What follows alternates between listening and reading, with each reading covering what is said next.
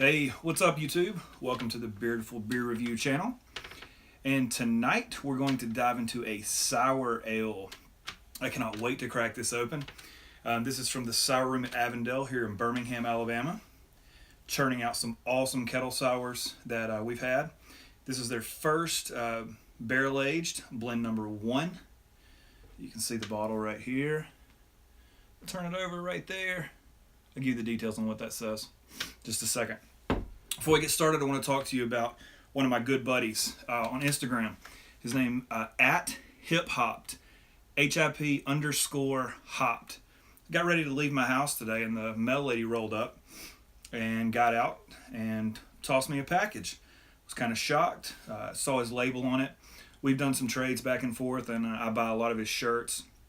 But I knew I didn't order anything, and opened the box, and here you go.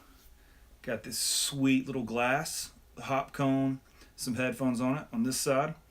On this side, music and beer, which I think go hand in hand, and I know my buddy agrees.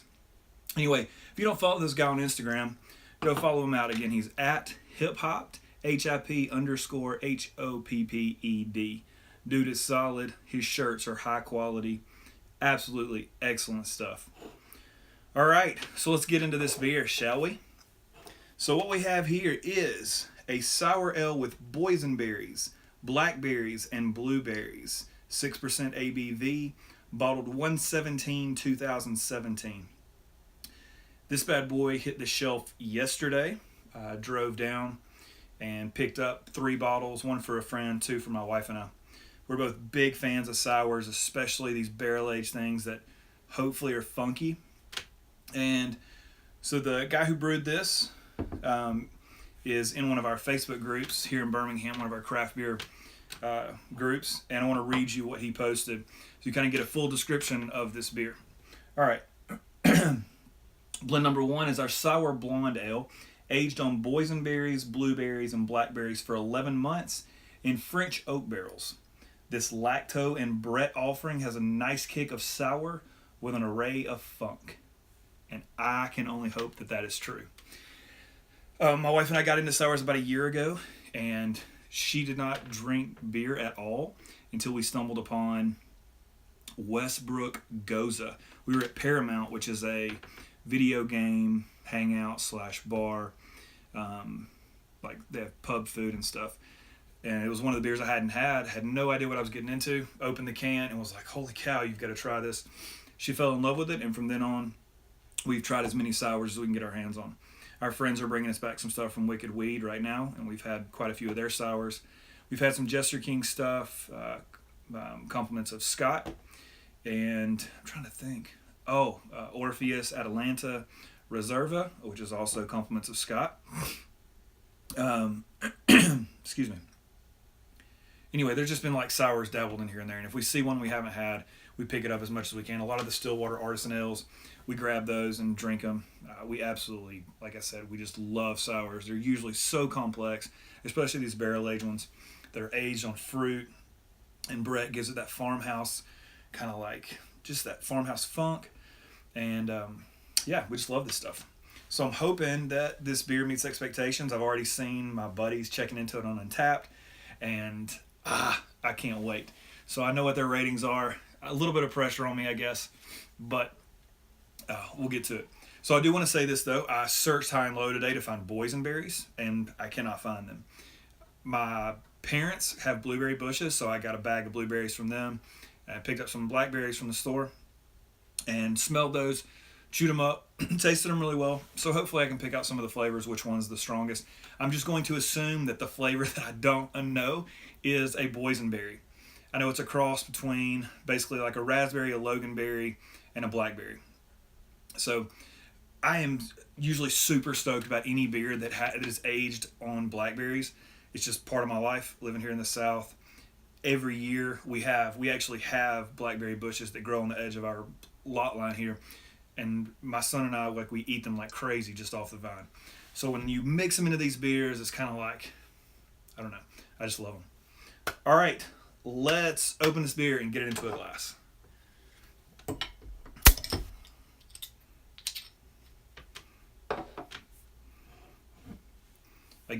You can smell this instantaneously. No joke. Haven't poured it out of the bottle, nothing. And I can smell the Brett. I can smell the fruit. Super high expectations for this beer now. And I've seen it in a glass. It is so pretty. I cannot wait. So here we go. Let's get it in there. Oh,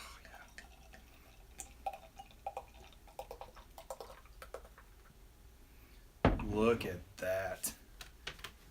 Can you see that color in here? I mean, that is just a beautiful, beautiful purple, purplish blue. I mean, it's dark. I mean, it's almost like wine. The head has even got this pink hue to it, really light and fluffy. Looks like it wants to be bright white around the edges, but the main part of the head is like a really light pinkish purple. Just such a pretty, pretty pour. All right, let's see how she smells. Oh. All right. So right off the bat in the nose, you're just hit with Brett and blackberries. And it is so intense. You can just tell from the nose of this beer that it's going to be funky. It's got that good, like, that lacto tartness in the smell as well. But still that farmhouse, like, I know it's terrible sounding, but like wet barn farmhouse funk. And a lot of people do not like Brett at all.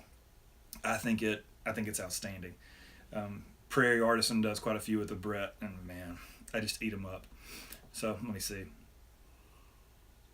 So yeah, just funk and blackberries, maybe some mild blueberries on the back end of that. Super refreshing smelling. I don't know what a boysenberry smells like. There are no like flavors that I'm not smelling. So I don't think it's really huge in the nose. Maybe even, I know this sounds crazy, but like I feel like it does smell a little bit like raspberries. I don't know, maybe just me. All right, let's see how she tastes.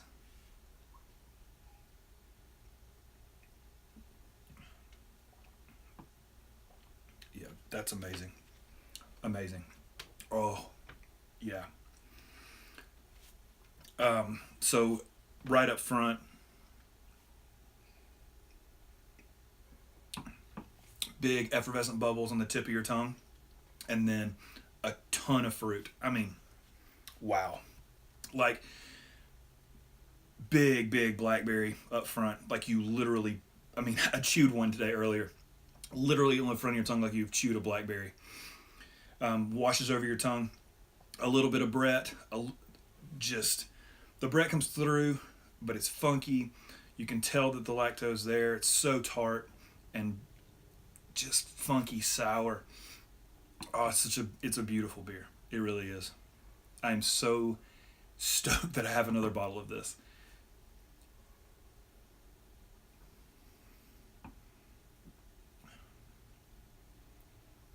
Yeah, so interesting. The back end of this, just want to make sure. Yeah, like there's some oak coming through. Like after you swallow, what's left on your palate, lingering, like maybe toward the back, the sides of your tongue is like a little bit of that oak barrel. Just a little bit of wood. Not offensive at all.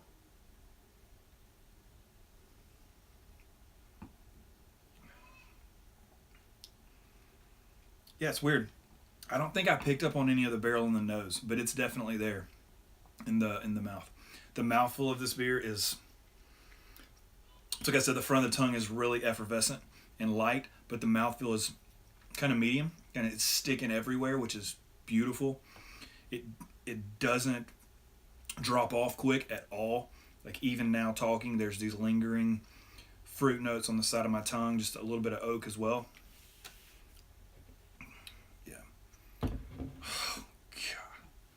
Yeah, it's amazing, man. Well done, Avondale Sour Room. It's just fantastic.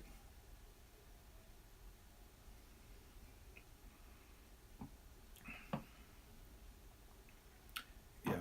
Okay. To rate this beer, this is tough.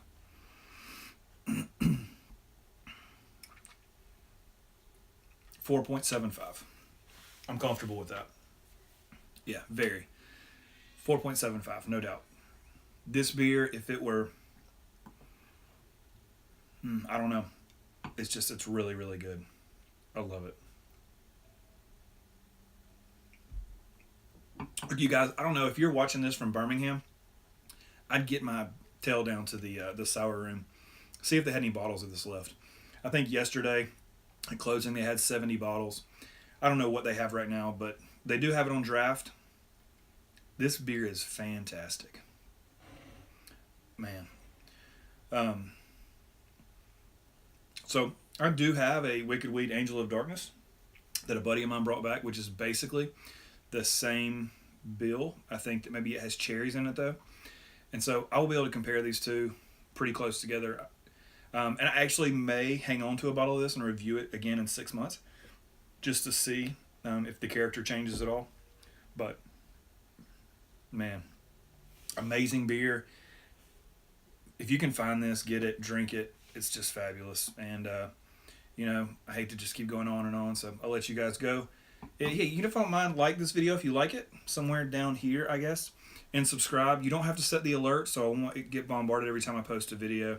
But I would appreciate it. I don't have ads turned on. I will not turn them on. I do this because I love beer and love to talk about it, and hopefully turn you guys on to something you haven't had. Until next time, guys, cheers.